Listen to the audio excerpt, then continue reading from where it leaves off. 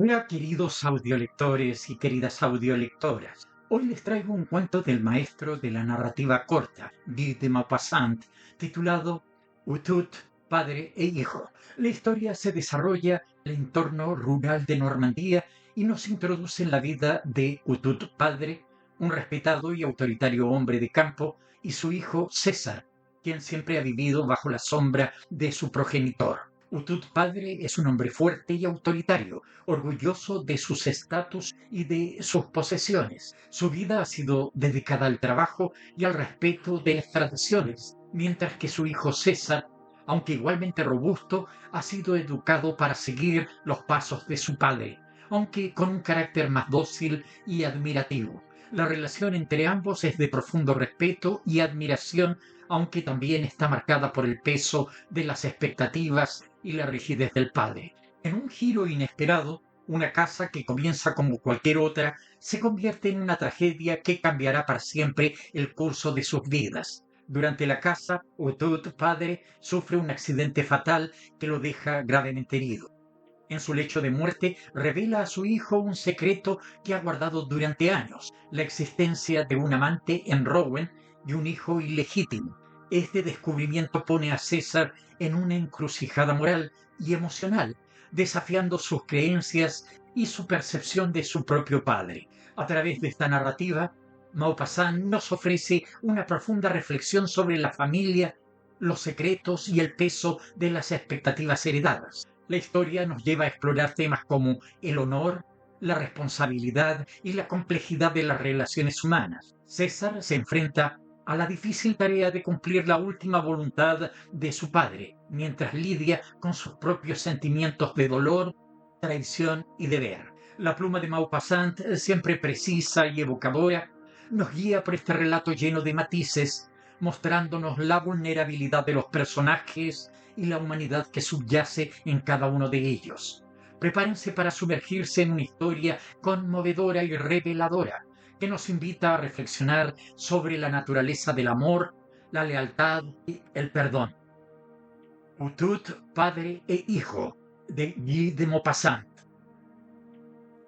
Ante la puerta de la casa, mitad alquería y mitad mansión solariega, una de esas moradas rurales mixtas que fueron casi señoriales y que actualmente habitan ricos labradores, los perros atados a los manzanos del patio ladraban y aullaban al ver los morrales que llevaban el guarda y unos chiquillos. En el gran comedor cocina, Utut padre, Utut hijo, el recaudador de contribuciones, señor Vermont, y el notario, señor Mondarú, tomaban un tentempié y bebían un trago antes de salir a cazar, pues era el día en que levantaban la veda. Utut padre, orgulloso de todo lo que poseía, alababa de antemano la casa que sus invitados iban a encontrar en sus tierras. Era un normando altísimo, uno de esos hombres fornidos, sanguíneos, huesudos, que levantan con sus hombros carros llenos de manzanas. Medio campesino, medio caballero, rico, respetado, influyente, autoritario, había mandado a la escuela a su hijo César Utut a fin de que recibiera instrucción, pero en el tercer año lo había sacado del colegio por miedo a que se convirtiera en un señor indiferente a la tierra. César Utut, casi tan alto como su padre, pero más delgado, era un buen hijo, dócil, contento de todo, lleno de admiración, de respeto y de deferencia por los deseos y opiniones de Utut padre. El señor Vermont, el recaudador, un hombre pequeño y regordete que tenía las mejillas coloradas llenas de múltiples redecillas de venas violetas, semejantes al curso tortuoso de los ríos y de sus afluentes en los mapas de geografía, preguntaba: ¿Y liebres? ¿Hay muchas liebres? Utut padre respondió: todas las que usted quiera, sobre todo en los valles del Puisatier. ¿Por dónde empezaremos?, preguntó el notario, un hombre amante de la buena vida, ceboso y pálido, barrigón y ceñido dentro de su traje nuevo de cazador comprado en Rowen la semana anterior. Bueno, pues por allí, por los valles. Ojearemos las perdices hacia la llanura y allí caeremos sobre ellas. Utut padre se levantó.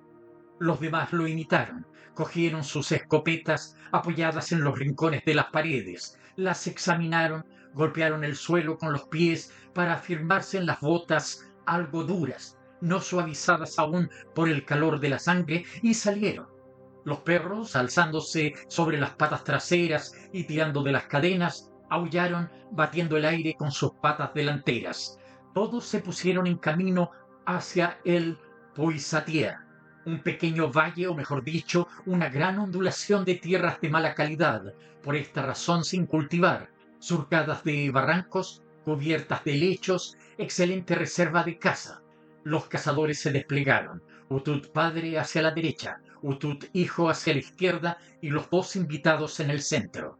El guarda y los portadores de los morrales los seguían. Era el instante solemne en que se espera el primer tiro, en que el corazón late un poco más deprisa, mientras el dedo nervioso palpa constantemente los gatillos. De repente se oyó el primer tiro. Utut padre había disparado. Todos se pararon y vieron una perdiz que, despegándose de una bandada que huía a todo volar, caía en un barranco en medio de la maleza espesa. El cazador excitado echó a correr, saltando por encima de las zarzas, arrancando las que le impedían avanzar, y desapareció en la espesura en busca de la pieza. Casi inmediatamente sonó un segundo tiro. ¡Ah! ¡Ah! ¡Qué pillo! Gritó el señor Vermont. Seguro que ha descubierto una liebre por ahí abajo. Todos esperaban con los ojos puestos en aquel montón de ramas impenetrables a la mirada. El notario, sirviéndose de sus manos a modo de bocina, gritó: ¿La has cogido? Utut padre no contestó. Entonces César, volviéndose hacia el guarda, le dijo: Vete a ayudarle, José. Nosotros nos quedamos en línea y esperaremos. José, un tronco viejo de hombre seco, sarmentoso, que tenía las articulaciones llenas de bultos, echó a andar con un paso tranquilo y bajó por el barranco buscando los boquetes practicables con precauciones de zorro. Inmediatamente gritó: Vengan, vengan, ha ocurrido una desgracia. Todos acudieron y se metieron entre las zarzas. Utut padre, caído de costado, desvanecido, se agarraba con las manos la barriga. A través de la chaqueta de tela desgarrada por el plomo, corrían unos hilillos de sangre sobre la hierba. Al soltar la escopeta para coger la perdiz muerta al alcance de su mano, había dejado caer el arma y el segundo tiro, disparándose con el golpe, le había destrozado las entrañas. Lo sacaron de la zanja, lo desnudaron y dejaron al descubierto una herida horrorosa por donde se le salían los intestinos. Entonces, después de agarrotarle la herida como buenamente pudieron, lo llevaron a su casa y esperaron la llegada del médico, avisado enseguida, y de un sacerdote. Cuando el médico llegó, meneó gravemente la cabeza y, volviéndose hacia Utut hijo, que sollozaba sentado en una silla, dijo: Muchacho, esto no tiene buen aspecto. Pero cuando el médico terminó la cura, el herido movió los dedos, abrió la boca, después los ojos, y mirando ante sí con una mirada turbia y huraña, pareció rebuscar algo en la memoria, recordar, comprender al fin, y murmuró: Por vida de Dios, esto se acaba. El médico le tenía cogida la mano. No, no, unos días de descanso solamente, no será nada. Tut continuó: Esto se acaba. Tengo rajada la barriga, lo sé muy bien. Y de repente dijo: Quiero hablar con mi hijo, si me da tiempo. Utut hijo, a pesar suyo, lloriqueaba y repetía como un niño pequeño: Papá, papá, pobre papá. Pero el padre le cortó con un tono más firme: Venga, no llores más, no es el momento oportuno. Tengo que hablarte. Ponte aquí, cerca de mí. Terminaré enseguida y me quedaré más tranquilo. Los demás, por favor, dejadnos un minuto. Todos salieron, dejando al hijo y al padre frente a frente. En cuanto se quedaron solos, Utot padre habló: Escucha, hijo, tú tienes 24 años. Se te pueden decir las cosas. Además, lo que te voy a decir no es para tanto, aunque los hombres hagamos un misterio de ello. Sabes muy bien que tu madre murió hace 7 años, ¿verdad? El hijo balbuceó: Sí, es verdad. Tu madre, pues, murió hace 7 años y yo me quedé viudo. Pero un hombre como yo no está hecho para quedarse viudo a los 37 años, ¿verdad? El hijo contestó: sí, es verdad. El padre, jadeante, muy pálido, con la cara crispada, continuó: Dios mío, cuánto me duele. Pues bien, tú lo comprendes. El hombre no está hecho para vivir solo, pero yo no quería que nadie ocupara el lugar de tu madre, pues se lo había prometido. Entonces, ¿comprendes? Sí, padre. Entonces me eché una amiguita en Rowan, calle del Esperlán 18, tercer piso, segunda puerta. Te digo todo esto para que no lo olvides. Pero una amiguita que ha sido muy buena conmigo, cariñosa, abnegada, una verdadera mujer. Vaya, ¿te das cuenta, muchacho? Sí, padre. Así que si yo me voy de este mundo, tengo una deuda con ella, pero algo que de verdad puede ayudarla realmente. ¿Comprendes? Sí, padre. Te aseguro que es una buena chica. Sí, lo que se dice una buena chica, y que sin ti y sin el recuerdo de tu madre y también sin la casa en que hemos vivido los tres, la hubiera traído aquí y me hubiera casado con ella, seguro. Escucha, escucha, hijo mío, yo hubiera podido hacer un testamento, pero no lo hice, no quise hacerlo, pues ciertas cosas no se deben escribir. Esas cosas perjudican demasiado a los legítimos y lo complican todo.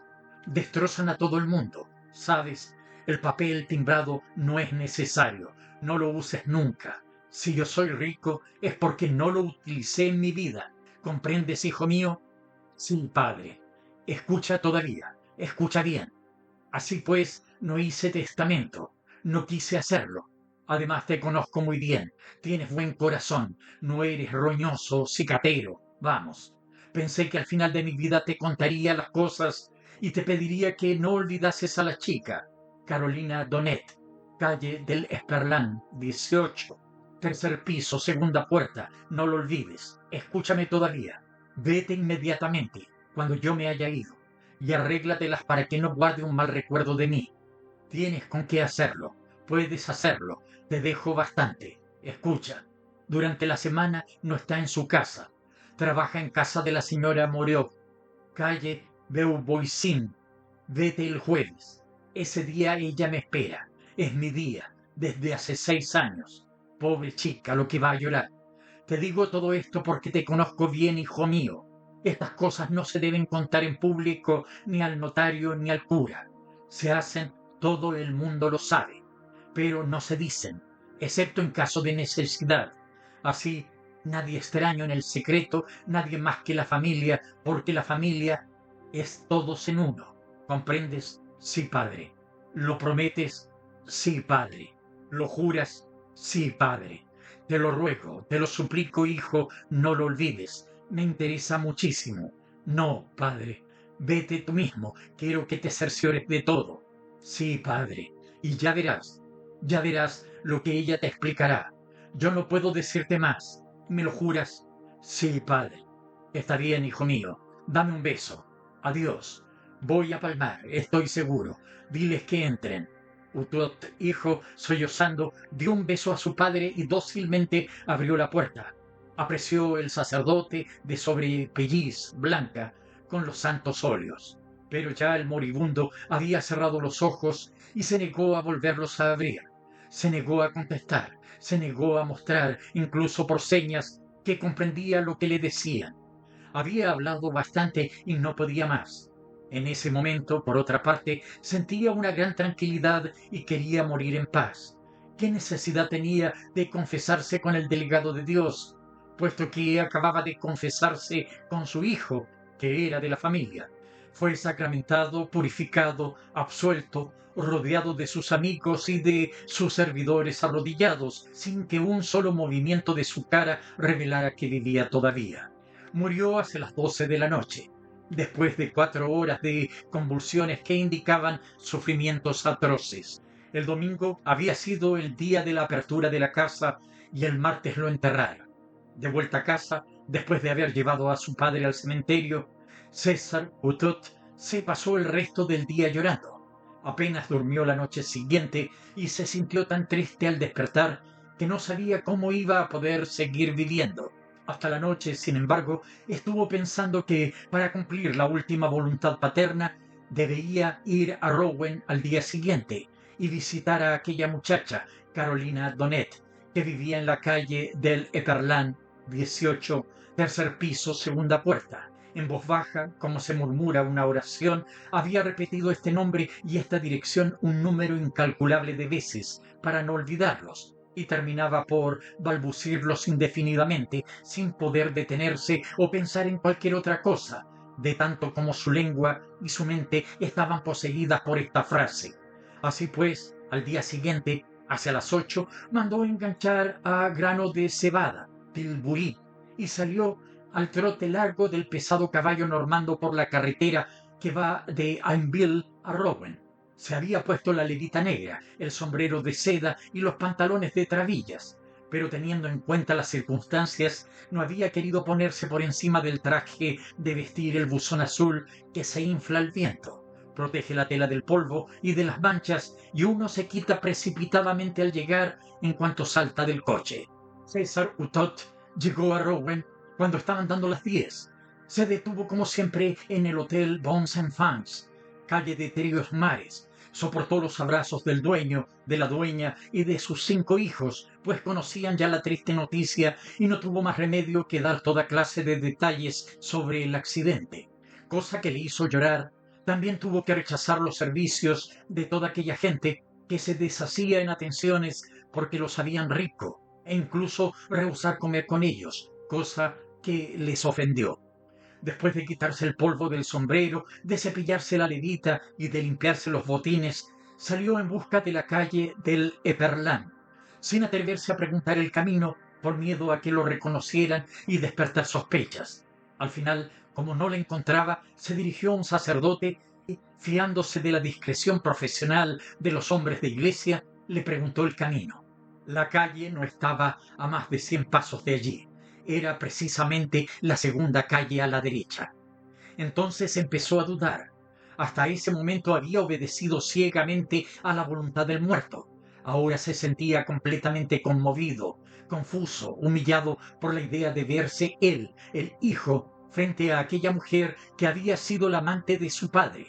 Toda la moral que yace en nosotros, asentada en lo más hondo de nuestros sentimientos, por siglos de enseñanza hereditaria, todo lo que había aprendido desde el catecismo sobre las criaturas de mala vida, el desprecio instintivo que todo hombre siente contra estas mujeres, aunque se case con una de ellas, toda su honradez cerril de campesino, todo eso se agitaba en él, lo retenía, lo avergonzaba, lo sonrojaba. Pero pensó, se lo he prometido a padre, no puedo faltar a mi palabra. Entonces empujó la puerta entreabierta de la casa señalada con el número 18. Descubrió una escalera sombría, subió 3 pisos, pasó una puerta y delante de la segunda tiró del cordel de la campanilla. El tintín que resonó en el cuarto vecino corrió como un estremecimiento por todo su cuerpo. La puerta se abrió y se encontró frente a una joven muy bien vestida, una morena de tez lustrosa que lo miraba con unos ojos atónitos. Él no sabía qué decirle, y ella, que no sospechaba nada y que esperaba al otro, no lo invitaba a pasar. Así se contemplaron durante casi medio minuto. Al final ella preguntó: ¿Qué desea, señor? Él murmuró: Yo soy Utot, hijo. La joven se sobresaltó, se puso pálida y balbuceó como si lo conociera desde hacía mucho tiempo. ¿Don César? Sí. ¿Y? Tengo que hablarle de parte de mi padre. Ella exclamó: ¡Oh, Dios mío! Y retrocedió para dejarle entrar. Él cerró la puerta y la siguió. Entonces vio a un niño de 4 o 5 años que jugaba con un gato, sentado en el suelo delante de la cocina de donde salía el humo de las fuentes que estaban al calor de la lumbre. Siéntese, dijo la joven. Él se sentó. Bueno, usted dirá. César Utot no se atrevía a hablar.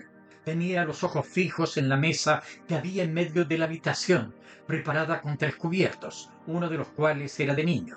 Miraba la silla de espaldas al fuego, el plato, la servilleta, los vasos, la botella de vino tinto ya comenzada, la botella de vino blanco intacta. Era el sitio de su padre, de espaldas al fuego. Lo esperaban. Lo que veía era su pan, junto al tenedor sin corteza a causa de la mala dentadura de Utot. Después, levantando la vista, vio su retrato en la pared, la fotografía grande que se había hecho en París el año de la exposición, la misma que estaba colgada encima de la cama de su alcoba de Ainville. La joven volvió a decir: «Bueno, usted dirá, don César». Él la miró. Se había puesto lívida de angustia y esperaba con las manos temblorosas de miedo. Entonces él se atrevió a hablar. «Pues bien, señorita, papá murió el domingo al inaugurar la casa». Ella se quedó tan consternada que ni siquiera se movió. Después de unos instantes de silencio, murmuró con una voz casi imperceptible: «Oh, no es posible». Y de repente las lágrimas asomaron a sus ojos. Tapándose la cara con las manos, prorrumpió en sollozos. Entonces el pequeño volvió la cabeza y al ver a su madre llorando empezó a chillar. Después, comprendiendo que la pena repentina de su madre era causada por aquel desconocido, se precipitó contra César. Le cogió con una mano del pantalón y con la otra le golpeaba el muslo con toda su fuerza. César permanecía trastornado, enternecido, entre aquella mujer que lloraba por su padre y aquel niño que defendía a su madre. Él mismo sentía que la emoción se apoderaba de él, que los ojos se le hinchaban de tristeza. Entonces, para serenarse, se puso a hablar. «Sí», dijo, «la desgracia ocurrió el domingo por la mañana a eso de las 8». Y contó el accidente pensando que ella lo escuchaba, sin olvidarse de ningún detalle, mencionando las cosas más nimias con una minucia de campesino. El niño seguía golpeándole, dándole ahora patadas en las espinillas. Cuando llegó al momento en que Jutut padre había hablado de ella, la joven, al oír su nombre, se destapó la cara y preguntó: «Perdón, no me he enterado de nada. Me gustaría saber si no le importaría volver a empezar». Él volvió a empezar con las mismas palabras. La desgracia ocurrió el domingo por la mañana a eso de las 8. Y lo contó todo extensamente, con pausas, con puntos, con reflexiones propias de vez en cuando. Ella lo escuchaba ávidamente, percibiendo con su sensibilidad nerviosa de mujer todas las peripecias que él contaba, estremeciéndose de horror, exclamando: «Oh, Dios mío». En alguna ocasión, el niño, creyéndola calmada, había dejado de darle patadas a César y, cogido de la mano de su madre, escuchaba también como si hubiera comprendido. Cuando terminó el relato, Jutut hijo añadió: «Ahora vamos a ponernos de acuerdo los dos según su deseo. Escuche, mi posición es desahogada. Él me ha dejado suficientes bienes. Yo no quiero que usted tenga quejas». Ella lo interrumpió con viveza: «Oh, don César, hoy no. Tengo el corazón deshecho. Otra vez, otro día. No, hoy no. Si yo acepto, mire, no es por mí. No, no, no, se lo juro. Es por el pequeño. Le pondremos esos bienes a su nombre». Entonces César, espantado, adivinó todo y balbuciendo dijo: «Así que es de él el pequeño». «Pues claro», dijo la joven. Y Jutut, hijo, miró a su hermano con una emoción confusa, fuerte y penosa. Después de un largo silencio, pues ella había empezado a llorar otra vez, César, bastante embarazado, prosiguió: «Entonces, señorita Donet, voy a irme. ¿Cuándo quiere usted que hablemos de ello?». La señorita Donet exclamó: «Oh, no, no se vaya, no se vaya, no me deje sola con Emilio. Me moriría de tristeza. No tengo a nadie más que a mi niño». «Oh, qué desgracia, don César. Siéntese, hábleme más. Dígame lo que hacía él allí toda la semana». César entonces tomó asiento, acostumbrado como estaba a obedecer. Ella se acercó otra silla junto a él, delante de la cocina, donde las fuentes seguían calentándose al fuego. Cogió a Emilio en su regazo y preguntó a César mil cosas sobre su padre, cosas íntimas por las que se veía, por las que se percibía, sin razonar, que aquella chica había querido a Jutut con todo su pobre corazón de mujer. Por el encadenamiento natural de sus ideas, poco numerosas, César volvió otra vez al momento del accidente y se puso a contarlo de nuevo con los mismos detalles. Cuando dijo tenía un agujero en la barriga en el que se hubieran podido meter los dos puños, Ella lanzó una especie de grito y de nuevo las lágrimas brotaron de sus ojos. Entonces, por contagio, César se puso a llorar también, y como las lágrimas enternecen siempre las fibras del corazón, se inclinó sobre Emilio, cuya frente estaba al alcance de su boca, y le dio un beso. La madre, recuperando la respiración, murmuraba: Pobrecillo, se ha quedado huérfano. Yo también, dijo César, y no volvieron a hablar. Pero de repente, el instinto práctico de ama de casa, acostumbrada a pensar en todo, se despertó en la mujer. A lo mejor no ha tomado nada en toda la mañana, don César. No, señorita, tendrá usted hambre. Le voy a preparar algo. Gracias, dijo él. No tengo ganas. Estoy demasiado afligido. Ella contestó: a pesar de la pena, hay que vivir. No me lo rehusará usted. Además, así se quedará más tiempo. Cuando se marche usted, no sé lo que será de mí. César Gertrude cedió, después de cierta resistencia, y sentándose de espaldas al fuego, frente a ella, comió un plato de callos recién retirados del fogón y bebió un vaso de vino tinto, pero no permitió que ella descorchara la botella de vino blanco. Varias veces le limpió la boca al niño, que se había manchado de salsa toda la barbilla. Cuando se levantó para marcharse, preguntó: ¿cuándo quiere usted que vuelva para hablar del asunto, señorita Donnet? Si no le importa, el jueves que viene, don César. Así no perderé tiempo. Estoy libre todos los jueves. De acuerdo. Entonces, hasta el jueves que viene. Vendrá a almorzar, ¿verdad? Oh, eso no puedo prometérselo. Es porque se charla mejor comiendo y tendremos más tiempo también. Bueno, está bien. A las 12 entonces. Y se marchó después de haberle dado un beso a Emilio y un apretón de manos a la señorita Donnet. A César Utot se le hizo muy larga la semana. Nunca se había visto solo y la soledad le parecía insoportable. Hasta entonces vivía al lado de su padre como su sombra. Le seguía por los campos, vigilaba la ejecución de sus órdenes y cuando habían estado separados durante algún tiempo, volvía a encontrarlo a la hora de la cena. Después de cenar, pasaban las horas frente a frente, fumando en pipa, charlando de caballos, de vacas o de corderos. Y el apretón de manos que se daban por la mañana parecía el intercambio de un cariño familiar y profundo. Ahora César estaba solo. Erraba por los campos labrados del otoño, esperando ver erguirse al final de una llanura la alta silueta gesticulante de su padre. Para matar el tiempo iba a casa de los vecinos, contaba el accidente a todos los que no lo sabían todavía. En ocasiones lo repetía una y otra vez a los que ya conocían la noticia. Después, a falta de ocupaciones y de pensamientos, se sentaba al borde de un camino preguntándose si esta clase de vida iba a durar aún mucho tiempo. A menudo pensaba en la señorita Donnet. Le había gustado. Le parecía que era como se debe ser, una chica dulce y buena, como había dicho su padre. Lo que se dice una buena chica, era con toda seguridad una buena chica.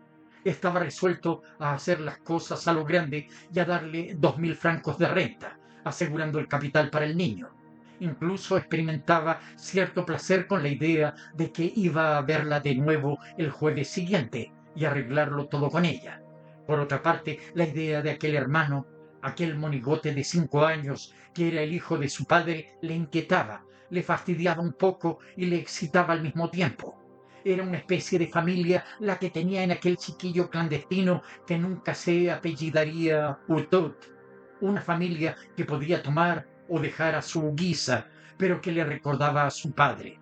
Por eso, cuando se vio en el camino de Rouen, el jueves por la mañana, llevado por el trote sonoro de grano de cebada, sintió el corazón más ligero, más descansado, como todavía no lo había tenido desde su desgracia. Cuando entró en el piso de la señorita Donnet, vio la mesa puesta como el jueves anterior, con la única diferencia de que al pan no le había quitado la corteza.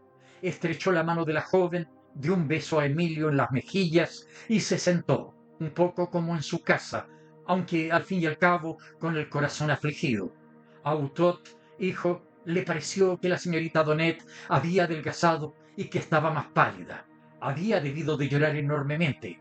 Ahora se la veía como azorada ante él, como si hubiera comprendido lo que no había sentido la semana anterior bajo el choque de la desgracia y se deshacía en excesivos miramientos, con una humildad dolorosa y unas atenciones conmovedoras como para pagarle en esmero y abnegación la bondad que tenía para con ella. Almorzaron pausadamente, hablando del asunto que lo llevaba allí. Ella no quería tanto dinero, era mucho, demasiado. Ella ganaba lo bastante para vivir, solamente deseaba que Emilio tuviera algún dinero para cuando fuera mayor. César insistió y le hizo además un regalo de 1000 francos para ella, para el luto. Cuando acabó de tomarse el café, ella le preguntó: ¿Fuma usted? Sí, tengo la pipa. Se palpó el bolsillo. Vaya por Dios, la había olvidado. César iba a lamentarse cuando ella le ofreció una pipa de su padre que guardaba en el armario. La aceptó, la cogió, la reconoció, la olió, alabó su calidad con cierta emoción en la voz, la llenó de tabaco y la encendió. Después puso a Emilio a caballo sobre su pierna y le hizo jugar al jinete, mientras que ella quitaba la mesa y metía en la parte baja del aparador los cacharros sucios para fregarlos cuando él se hubiera marchado. Hacia las 3, César se levantó a disgusto, fastidiado por la idea de tener que marcharse. Bueno, señorita Donnet, dijo, muy buenas tardes y encantado de haberla visto otra vez. Ella se quedó ante él, colorada, muy emocionada, mirándole mientras pensaba en el otro. ¿No nos volveremos a ver? Dijo. Él contestó sencillamente: claro que sí, señorita, si usted quiere. Ciertamente, don César. Entonces, hasta el jueves próximo, ¿le parece bien? Sí, señorita Donnet. Viene a comer, ¿verdad? Pues, si usted lo desea, yo no rehúso. De acuerdo, don César. El jueves próximo a las 12. El jueves a las 12, señorita Donnet. Fin.